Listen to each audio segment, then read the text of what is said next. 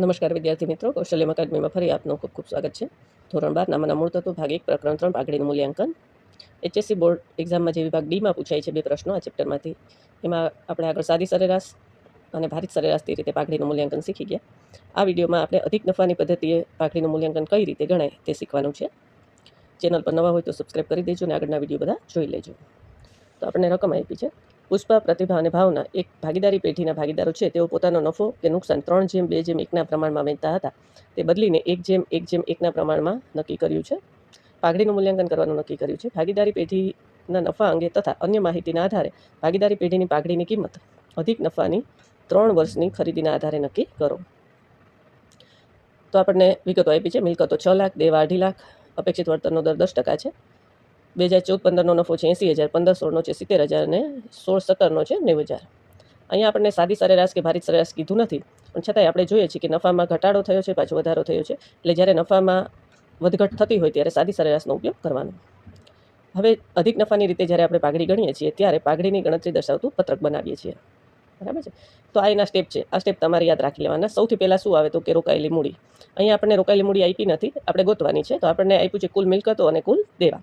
તો કુલ મિલકત માઇનસ કુલ દેવા કરીએ એટલે રોકાયેલી મૂડી મળી જાય. 6 લાખ કુલ મિલકતો છે, 2.5 લાખ દેવા છે, એટલે રોકાયેલી મૂડી 3,50,000. અપેક્ષિત વળતરનો દર આપણને દાખલામાં જ આપ્યો હોય, રકમમાં જ. અપેક્ષિત વળતરનો દર આપણને આપ્યો છે 10%. અપેક્ષિત વળતરના દર પરથી આપણે ત્રીજા સ્ટેપમાં અપેક્ષિત નફો શોધવાનો હોય. તો અપેક્ષિત નફાનું સૂત્ર છે રોકાયેલી મૂડી ગુણ્યા અપેક્ષિત વળતરનો દર.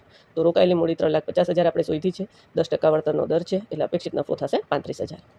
હવે આપણે સરેરાશ નફો શોધીએ. તો સરેરાશ નફો 14-15નો છે 80,000, 15-16નો છે 70,000 અને 16-17નો છે 90,000. તો કુલ નફો થશે 2,40,000 અને કુલ વર્ષ 3 છે, માટે સાદી સરેરાશ 2,40,000 ભાગ્યા 3, માટે સરેરાશ નફો મળશે 80,000.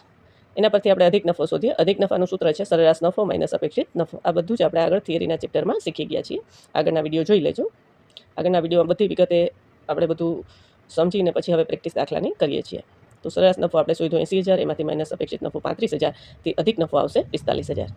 તો પાઘડી કઈ રીતે ગણવાની છે તો આપણે કીધું છે 3 વર્ષની ખરીદીના આધારે. તો અધિક નફો 45,000 ગુણ્યા ખરીદીના વર્ષો 3, માટે પાઘડી આવશે 1,35,000.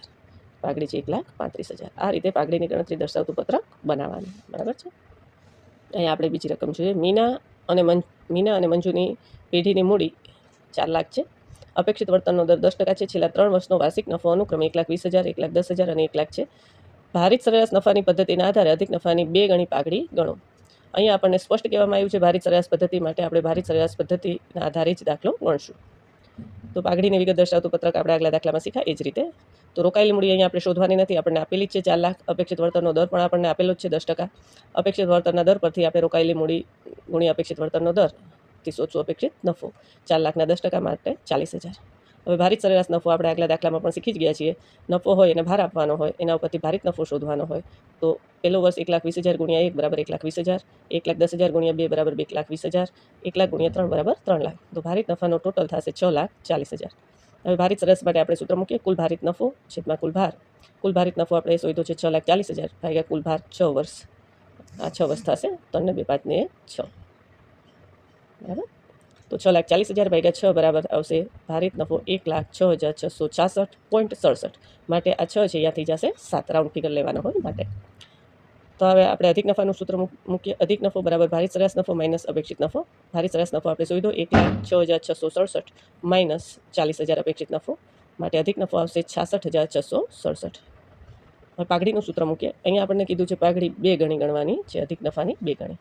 માટે પાઘડી બરાબર અધિક નફો ગુણ્યા ખરીદીના વર્ષોની સંખ્યા. અધિક નફો છે 66,667 ગુણ્યા 2 બરાબર પાઘડી આવશે 1,33,334. બરાબર છે મિત્રો. આ આપણે પાઘડીની ગણતરી દર્શાવતું પત્રક બનાવવાનું છે પરીક્ષામાં, અને આ જ સ્ટેપમાં દાખલો ગણવાનો છે. બરાબર. આ વિડીયોમાં આપણે અધિક નફાની પદ્ધતિથી પાઘડીનું મૂલ્યાંકન કઈ રીતે ગણાય તે આપણે જોયું.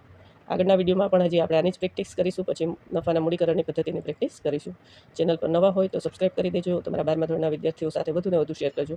આપણે બહુ નાના વિડીયો બનાવીને નાના કોળીએ જેમ સરસ જમાય એ રીતે નાની સમય કાઢીને તમને બધું સમજાઈ જાય એ રીતે પ્રેક્ટિસ કરીએ છીએ. બરાબર.